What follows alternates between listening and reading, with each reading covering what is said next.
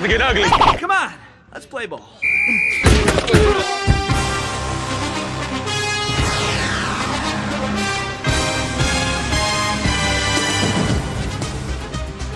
And what is up, everybody? Welcome to the Week 6 Week in Review.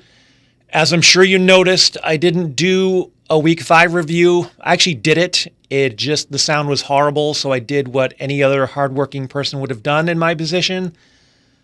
I said, fuck it, we'll wait till next week. Y'all got off in a week, so congratulations. You skipped one beating. But good news is Week 6 is here. It's in the books. So let's talk about it. Let's get right into it. Blair Rich, 140. Donkey Lightning, 123. Not a bad outing. It was a pretty tight contest, but only because Rich left like 40-plus points on his bench. Don't worry, Rich. That doesn't earn you Donkey of the Week status because you won and you did it pretty convincingly. But watch out, because that kind of mistake will cost you in the long run at some point. So something to watch out for. Running backs seem to be a big problem for a lot of teams this year. The commission's team, no different. Not much scoring at all out of his running backs. I don't know what the deal is this year. I mean, last year they seemed like they really came around, and this time around it's like we just can't get anything out of them. And Derek's obviously paying the price for that. But hey, even if you had started Jameis Winston, it wouldn't have mattered. You probably still wouldn't have had, enough for the victory. So don't hang your head on this loss, Derek. Take heart in the fact that even though your team is only a lowly 2-4, you're still only one game out of first place. So good on you, man.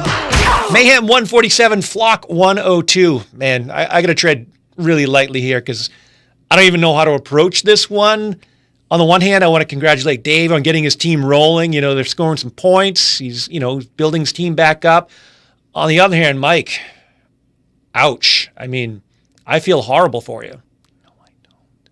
Mike is having one hell of a tough season. And I actually feel bad because I've had these tough seasons, so I know what it feels like. I'm glad it's somebody else, but I still can feel bad for you. I mean, think about it like this. I think Mike's whole week can be summed up as his second leading scorer was his kicker by only 6 points. So his kicker scored 6 less points than Tom Brady. That pretty much tells you all you need to know about Mike's week. But, on the other hand, you let James Conner go, and now he's just throttling you with, Dave picks him up, wins last week with him, huge week, wins this week with him, another huge week. I can see why you cut him, but, it's got to hurt seeing that come back to beat you. But hey, you know what? If Mike's to be believed, and he was talking about this last week in the emails, the fire sale will be going on soon. So you vultures, feel free to dig in if you need something. Next up, Default 129, the Sod Squad 102. We really shouldn't be surprised that a team with two owners sharing one brain would be such a Jekyll and Hyde organization, but that's exactly what they are. One week they're running over opponents. The next week they're whimpering like a beaten dog. And yes, that pun was fully intended. Jay had big weeks from the top of his lineup. His quarterback, his running backs both came up big, including former Sodomy Squad member Melvin Gordon. That was a tough one to lose, fellas, because he's having a heck of a season. But don't think about it. Just pretend like I didn't say anything. Woo! This outing was really never in question, and congrats to Jay for keeping up the good fight. And to the Donkey Boys, well, hey, Dogger's wedding's in a couple weeks, so you got that to look forward to. Scum 148, Als Army 119. Another good contest, but I don't know what's more embarrassing, that AJ tried to beat me with two of my former players and failed, sucker, or that I beat him so badly while getting only 9 points from my quarterback. That's right, 9 points, and I still put up 148. Let that sink in, fellas, because God knows what the numbers are going to keep going like. Knock on wood. I feel like I should also take a moment to thank Steve Stairs for trading Todd Gurley to me about a year and a half ago before last year's draft. I know you hate me, but I feel like I need to bring this up often because I've been rolling ever since. So thanks, buddy. Appreciate it. Anyways, I'm digressing. Allen really had no chance in this game, overcoming the huge outputs I got from Gurley, and the Pats KC shootout had 4 players in that game, and most of them came up big.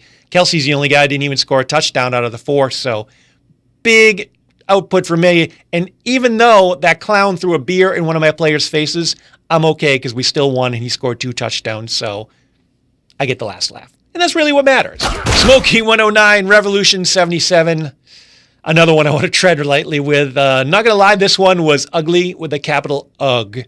Like one of those old CBS games when the Pats were on a bye week and you only had the 3 channels and you end up watching like the Giants and Redskins or Giants Philly. It was like the dullest game ever to watch.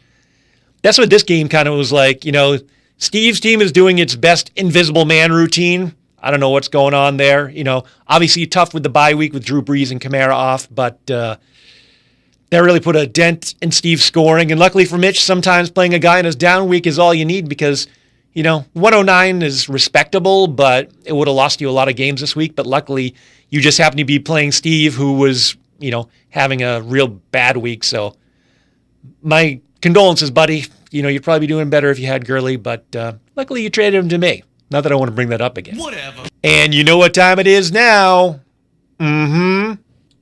Oh, yeah. Donkey of the Week time. Who's going to be this lucky week's winner? Well, this week's award was a real toss-up. I had a couple of options. I thought about handing it to the Donkey Boys for letting Melvin Gordon go and then getting slapped by him in this week's game. But in the end, I have to give this week's Donkey of the Week to Mike. And it hurts because I really don't like kicking a guy when he's down. Yes, I do. But, you know, hammering a guy in the midst of a 1-5 start is probably uncalled for. But you let go of James Conner, and he's had 2 huge weeks, including one against you, to help Dave beat you. So I really couldn't let this one pass.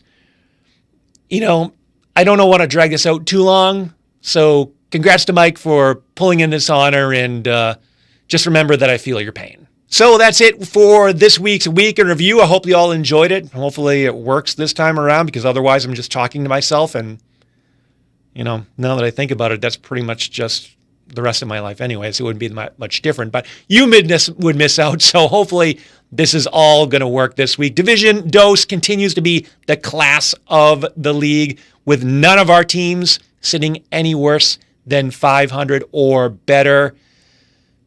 Division Uno, the so-called tough division. Wow. I mean, one team at 500 and the rest under that. Not impressing anybody, fellas. But will the trend continue? Somebody going to finally step up? Is Dave going to keep rolling? Can me and Mitch both keep rolling? 5-1, continued, you know, hot streaks. Who knows? Tune in next week and we'll find out. Until then, see you later, fuckers.